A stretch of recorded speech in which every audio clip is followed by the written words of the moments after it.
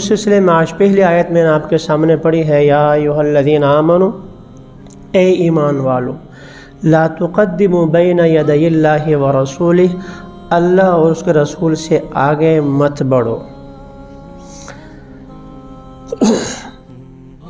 واقعہ یہ ہوا تھا، ایک قبیلے کے لوگ مسلمان ہوئے تو وہ حضرت صلی اللہ علیہ وسلم کی خدمت میں حاضر ہوئے کہ ہم میں سے کسی کو سربراہ اور امیر مقرر کریں۔ اس نیت سے وہ آپ کی خدمت میں حاضر ہوئے تھے۔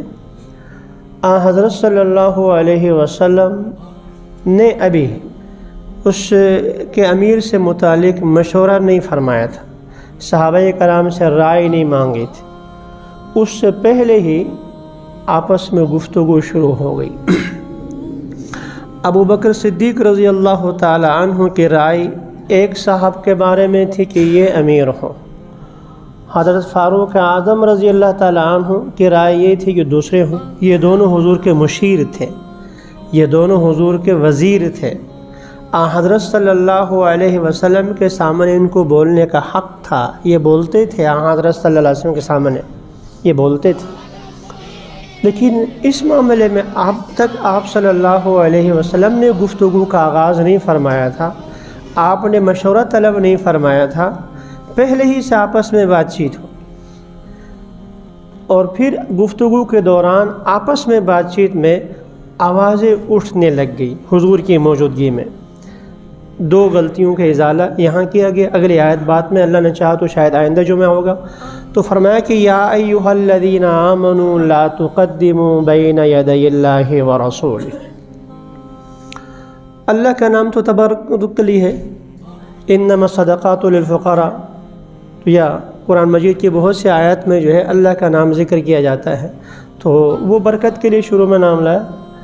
تو فرمایا کہ اللہ کے رسول صلی اللہ علیہ وسلم سے آگے مت بڑھو۔ تو پہلا حکم یہ کہ آپ صلی اللہ علیہ وسلم جب مجلس میں موجود ہوں، جب تک کسی معاملے میں آپ گفتگو کا آغاز نہ فرما لیں تو کسی کو بولنے کی اجازت نہیں۔ اندازہ کریں کہ یہ گفتگو کرنے والے کون ہیں؟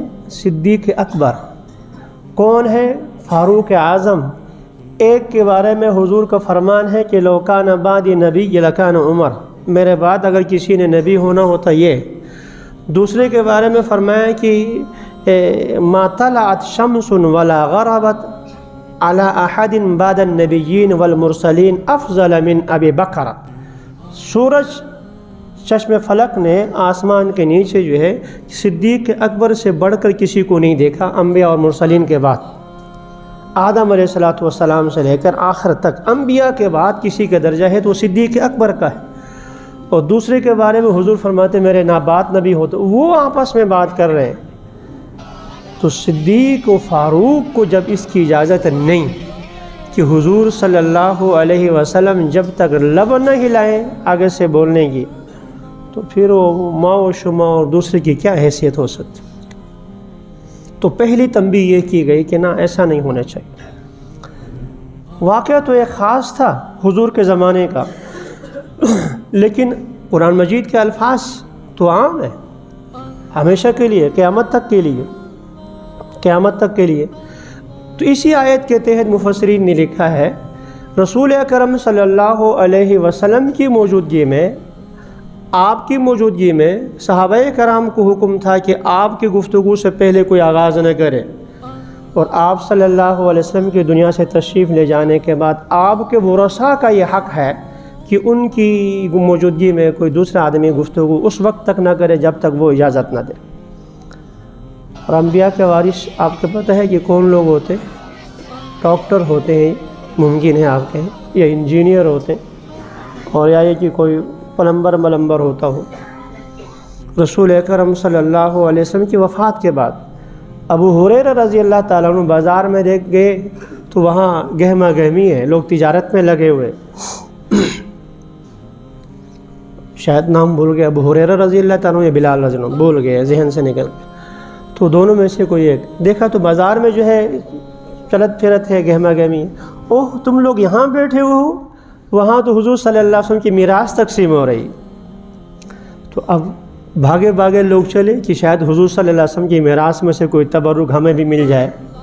جب مسجد نبوی پہنچے تو وہاں تو دین کے علم کے حلقے لگے ہوئے، پڑھنے پڑھانے کا سلسلہ ہے. تو آپ تو کہہ رہے ہیں کہ مسجد میں جو ہے میراث تقسیم ہو رہی ہے، یہاں تو کوئی ایسا سلسلہ نہیں ہے.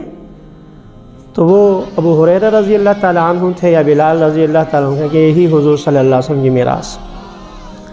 حضور کی میراث علم ہے. العلماء ورثۃ الانبیاء، علماء انبیاء کے وارث ہیں. فرمایا کہ انما ورثوا العلم، حضور صلی اللہ علیہ وسلم کو دوسرے انبیاء علیہ السلام پیچھے کچھ چھوڑ کے نہیں جاتے. میراث، ان کی میراث یہ علم ہوتی.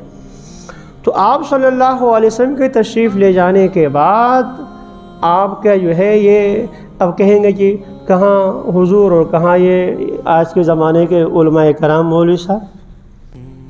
بالکل ایسا ہی ہے. کہاں آج کے زمانے کے علماء، کہاں عوام. تو اس زمانے کا رسول اکرم صلی اللہ علیہ وسلم اور صدیق اکبر بھی تو دیکھو سامنے کون ہے. سامنے صدیق اکبر ہے، فاروق اعظم ہے. انہیں کہا جا رہا ہے کہ حضور کے سامنے آپ نے گفتگو کیوں. تو یہاں پر ایسا ہی ہے کہ وہ نسبت جیسے وہ تھی، وہ نسبت جو ہے یا آج کے لیے ہے. اس لیے اگر مجلس میں کوئی اللہ والا موجود ہے تو اس کی مجلس میں اس سے گفتگو، اس کی اجازت سے بغیر گفتگو کرنے کو علماء کرام نے منع فرمایا. بڑوں کو آگے رکھنا چاہیے. حضرت صلی اللہ علیہ وسلم کے سامنے ایک مقدمے میں دو بھائی آئے. دو بھائی، گفتگو کا آغاز چھوٹے بھائی نے کیا. تو آپ نے فرمایا نہیں، چپ رہو، بڑے بھائی کو حق، بڑے بھائی کو پہلے بولنے دو. تو پہلے بڑے بھائی بولے گا، بعد میں آپ بولیں گے. تو پہلا حکم یہ ہوا کہ حضور صلی اللہ علیہ وسلم کی موجودگی میں کسی کو کسی بات میں پہل کرنے کی اجازت نہیں. ہو بہو یہی پوزیشن آج بھی ہے مجلس میں. اگر کوئی اللہ والا بیٹھا ہوا ہے، کوئی عالم دین موجود ہے، تو اس کی اجازت کے بغیر کسی کو گفتگو کی اجازت نہیں ہے.